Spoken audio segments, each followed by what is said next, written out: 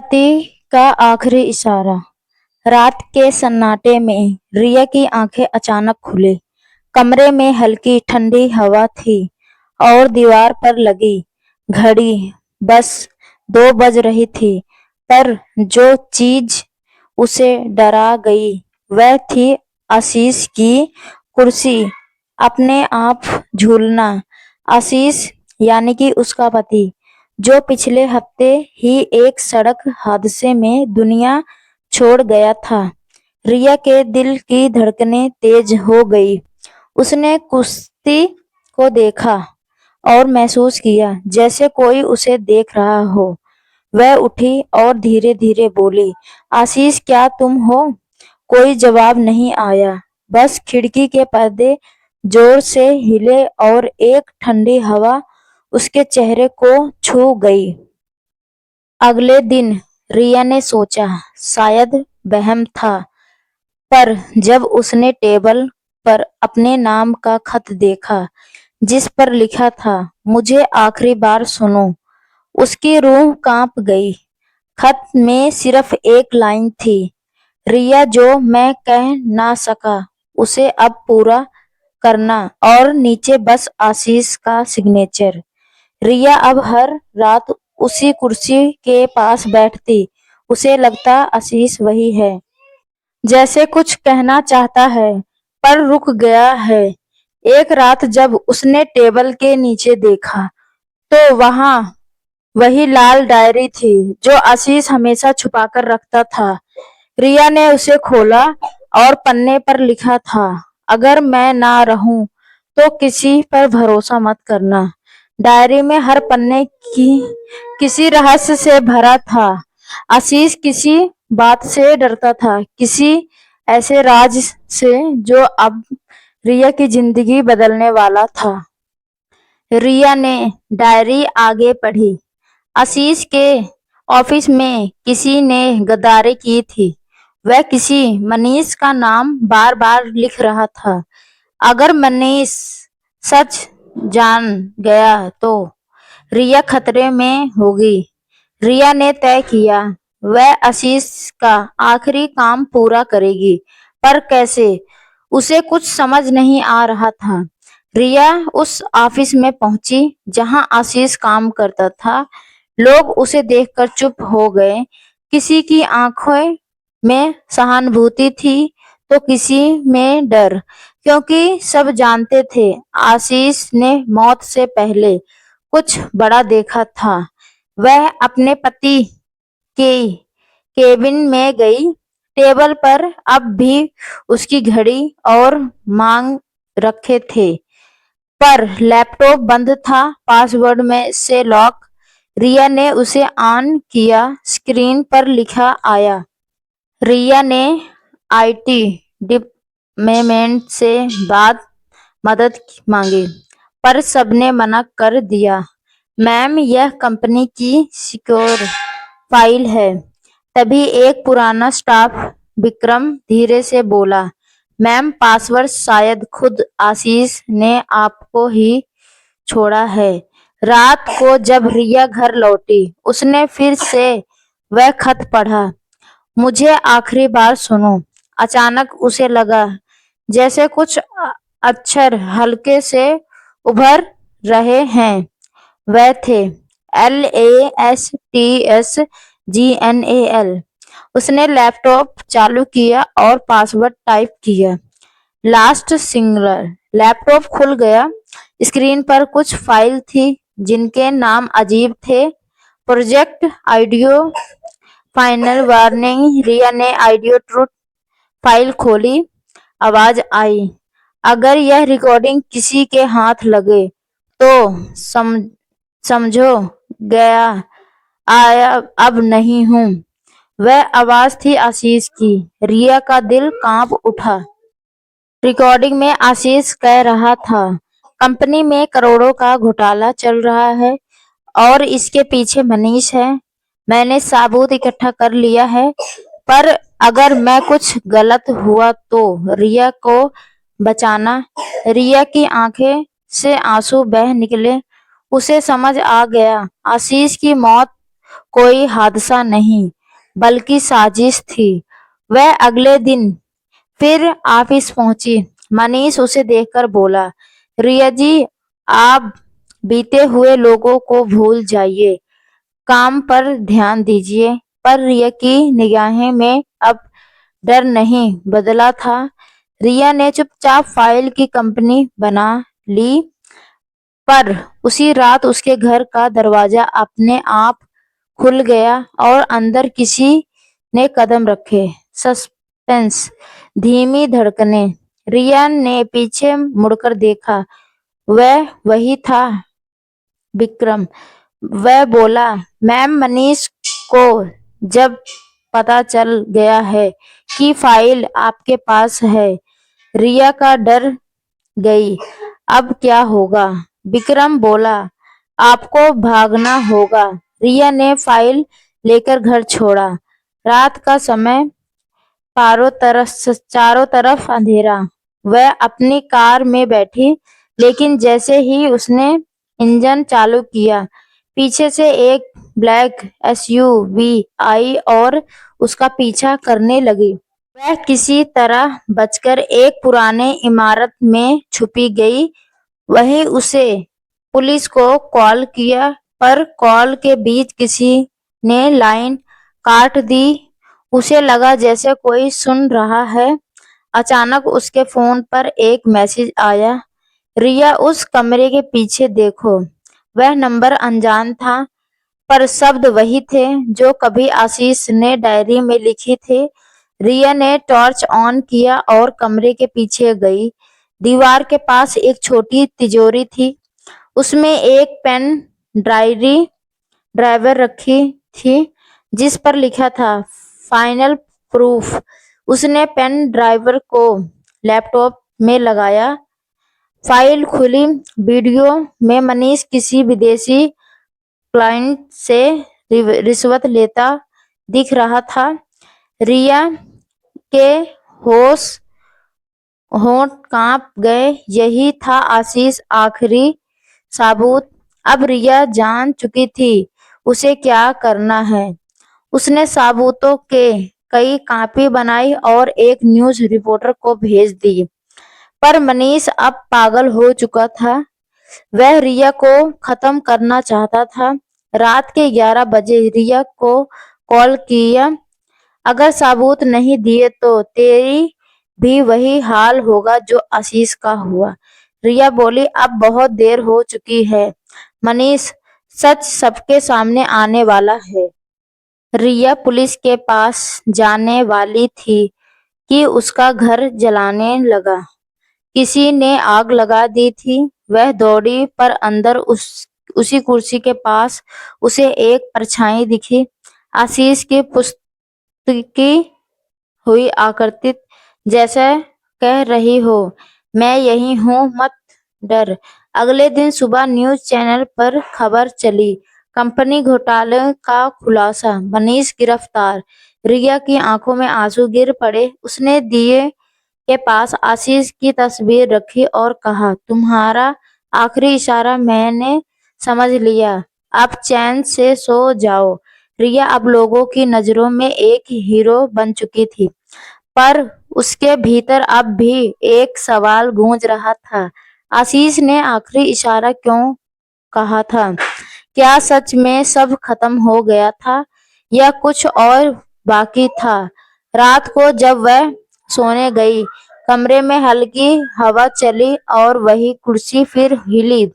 इस बार कोई डर नहीं था, बल्कि एक सुकून था, जैसे आशीष मुस्कुरा रहा हो।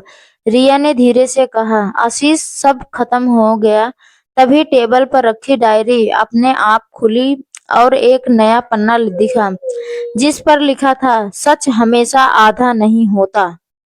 रिया ने पन्ना पढ़ा। अगर यह लाइन तुम तक पहुंची है तो समझो कोई अब भी आजाद नहीं। उसका दिल धड़क उठा। क्या मनीष के पीछे कोई और था? वह अगले दिन पुलिस स्टेशन गई। इंस्पेक्टर बोला, रिया जी, मनीष तो सिर्फ एक चेहरा था। रिया ने असल दिमाग किसी और का है। रिया ने पूछा, कौन? वह बोला, कंपनी में चेयरमैन मिस्टर कपूर। रिया की आंखों में गुस्सा था। कपूर वही आदमी था जो हर मीटिंग में आशीष को चुप करवाता था। अब सब साफ था। आशीष को इसलिए मारा गया ताकि सच्चाई कभी सामने ना आए। रिया ने फिर से आशीष की पुरानी मेल चेक की। एक मेल में लिखा था, रिया अगर कुछ हो गया तो कापुर के ऑफिस के नीचे वाला स्टोर रूम देखना। अब रिया जानती थी उसे कहाँ जाना है। रात के वक्त वह ऑफिस पहुंची। सब लाइट बंद थी। वह स्टोर रूम में उतरी जहां पुरानी फाइल बॉक्स और एक कैमरा पड़ा था। कैमरा ऑन किया। उसने रिकॉर्डिंग थी। वीडियो में आशीष बोल रहा था, रिया अगर तुम यह देख रही हो तो अब मैं नहीं हूँ कपूर, वह शख्स है जिसने मनीष को पैसे दिए। वह देश के फाइल्स लूट रहा था। रिया की आंखों में आंसू आ गए। उसने वह वीडियो लेकर न्यूज़ चैनल को दिया। अगले दिन खबर चली, कापूर घोटाला में पकड़ा गया। देश में तहलका मच गया। रिया की जंग अब जीत में बदल चुकी थी। लेकिन कहानी यहीं खत्म नहीं हुई। रिया के घर फिर से किसी ने दस्तक दी। दरवाजे के नीचे एक छोटा सा बॉक्स रखा था। उस पर लिखा था, आखिरी तोहफा। बॉक्स के अंदर एक चाबी थी और एक पर्ची। जब सब शुरू हुआ था वही अंत मिलेगा। रिया समझ गई। वह जगह थी आशीष का गांव वाला पुराना घर। रिया अगले दिन वहां पहुंची। घर वीराना था लेकिन हवाओं में एक अजीब सुकून था। दीवार पर अब भी उनकी शादी की तस्वीर टंगी थी और नीचे एक पुराना ट्रंक में एक कुछ पुरानी किताबें, एक घड़ी और एक चिट्ठी रखी थी। चिट्ठी में लिखा था, रिया जब तुम यह पढ़ो तब मैं कहीं दूर हूँ पर तुम्हारे हर कदम में मेरा इशारा रहेगा। रिया की मुस्कुराहट आंसू गिर पड़े। आशीष ने सच में उसे अकेला नहीं छोड़ा। वह हमेशा उसके फैसलों में, उसकी हिम्मत में जिंदा था।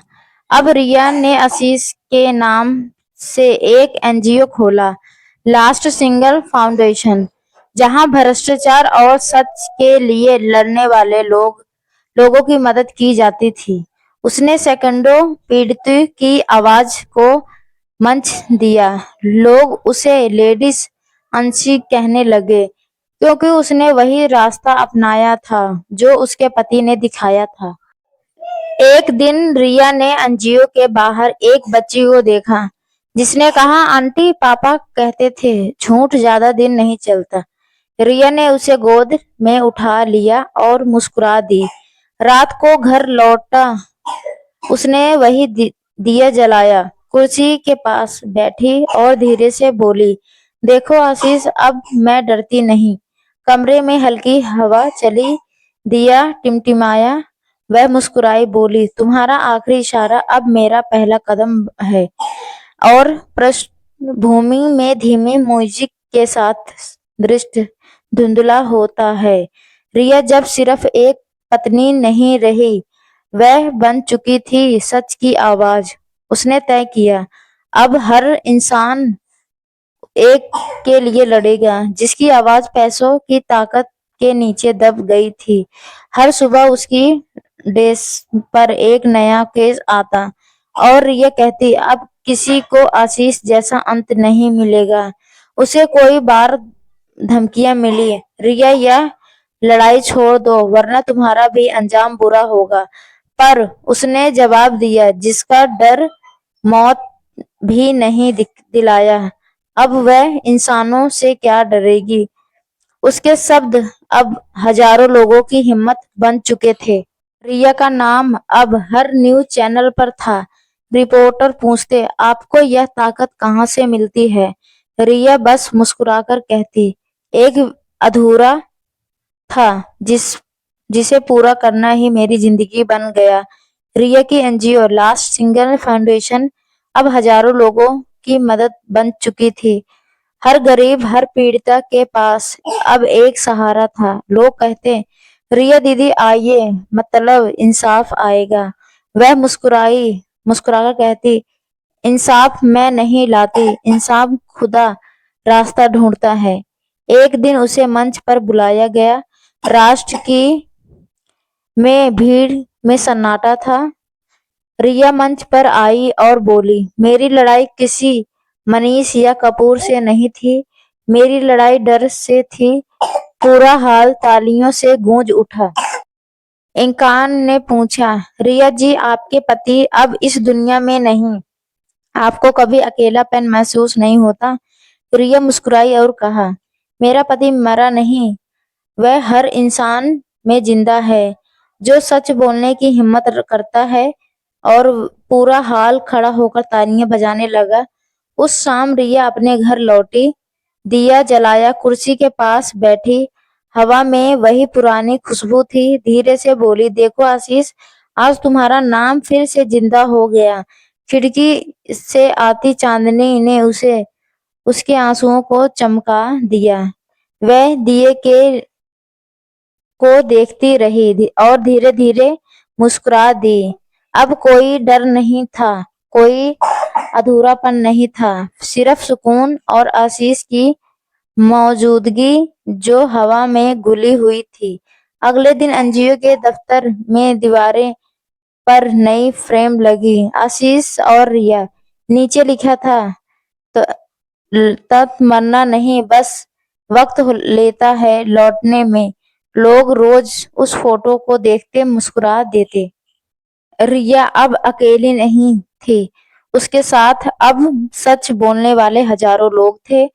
हर चेहरा, हर आवाज आशीष की लड़ाई को आगे बढ़ा रहा था। रिया ने लास्ट सिंगल ट्रस्ट बनाया, जहां कोई भी इंसान बिना डरे अपनी बात रख सकता है। वह कहती थी, झूठ से लड़ने की शुरुआत सच बोलने से होती है। समाचारों में रिया का नाम गूंजने लगा। लोग उसे आवाज औरत कहने लगे। वह डर को हर दिन हरा रही थी।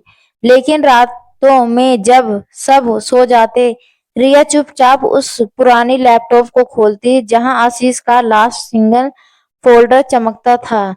वह फुसफुसाती, देखो आशीष, तुम्हारा सच अब जिंदा है। उस रात उसे लगा जैसे किसी ने उसके कंधों पर हाथ रखा हो। वह मुस्कुराई, आंसू गिर पड़े। शायद आशीष वही था, बस अब दिखाई नहीं देता। रिया अब स्कूलों में, कॉलेजों में जाती थी, लोगों को सिखाती थी, सच बोलना कमजोरी नहीं, यह इंसानियत की सबसे बड़ी ताकत है। हर बच्चा जब उसका नाम लेता, रिया के चेहरे पर वही चमक लौट आती जो कभी आशीष के साथ था। एक दिन एक बच्ची ने पूछा, मैम क्या आपके पति स्वर्ग में हैं? रिया मुस्कुराई और बोली, नहीं बेटा, वह यही है, हर उस दिल में जो सच से प्यार करता है। देश भर में लोगों ने उसे देखा और आंसुओं रोक ना पाए। रिया अब समझ चुकी थी, कभी कभी किसी की मौत भी एक निशान जंग देती है जो जिंदगी बदल देता है। रात के सन्नाटे में जब वह आसमान देखती तो एक तारा सबसे ज्यादा चमकता था। वह जानती थी वह आशीष ही है जो अब भी देख रहा है। रिया अब किसी डर को नहीं मानती। वह कहती, मेरे पास सब एक ही डर है, कहीं मैं झूठ के सामने चुप ना रह जाऊं। लोग उसकी कहानी से हिम्मत लेने लगे। वह सोशल मीडिया पर ट्रेंड बनने लगी। रिया अब वही नहीं थी जो पहले थी, वह खुद हम संदेश बन चुकी थी, एक आखिरी इशारा जो किसी और के दिल तक पहुंचता। आशीष की तस्वीर के सामने दीपक जलाकर रिया बोली, अब मेरा डर नहीं रहा, सिर्फ तुम्हारा हौसला रह गया है। पति का आखिरी इशारा अब सिर्फ एक कहानी नहीं रही, यह आंदोलन बन चुका था। रिया का नाम इतिहास में दर्ज हुआ। लोग कहते उसने अपने पति का इशारा समझ लिया और पूरे समाज को दिशा दिखा दिया। दोस्तों, उम्मीद करती हूँ आपको हमारी कहानी पसंद आई होगी। कहानी पसंद आई है तो वीडियो को लाइक करना और चैनल को सब्सक्राइब जरूर करना। धन्यवाद दोस्तों।